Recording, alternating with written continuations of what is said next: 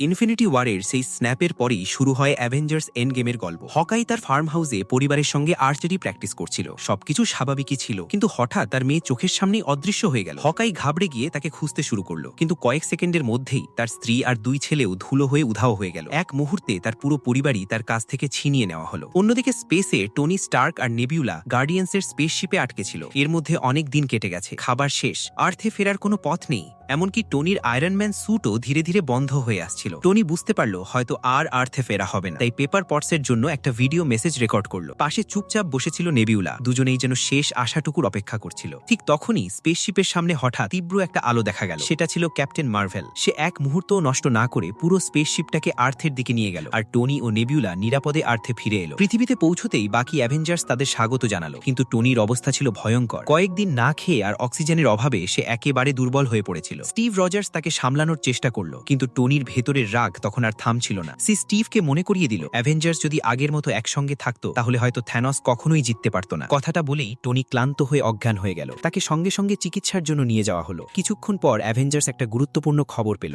Rocket আর nebula জানালো Thanos আবারও infinity Stones ব্যবহার করেছে। রকেট সেই এনার্জি সিগন্যাল ট্র্যাক করতেই সবাই বুঝে গেল থ্যানস এখনো বেঁচে আছে। আর এবার ক্যাপ্টেন আমেরিকা আর অপেক্ষা করতে রাজি নয়। যদি থ্যানসের কাছে পৌঁছানো যায় তাহলে এটাই সঠিক সময়। Captain Marvel, Thor, Rocket, war machine, Bruce Banner, Nebula আর ক্যাপ্টেন আমেরিকার সঙ্গে সঙ্গে স্পেসশিপে উঠে থ্যানসের প্ল্যানেটের দিকে রওনা দিল। তাদের বিশ্বাস ছিল এবার তারা ইনফিনিটি স্টোনস ফিরিয়ে আনবেই, কিন্তু তারা জানত না তাদের পৌঁছানোর আগেই থ্যানস এমন কিছু করে ফেলেছে যা পুরো পরিস্থিতিটাই বদলে দিয়েছে।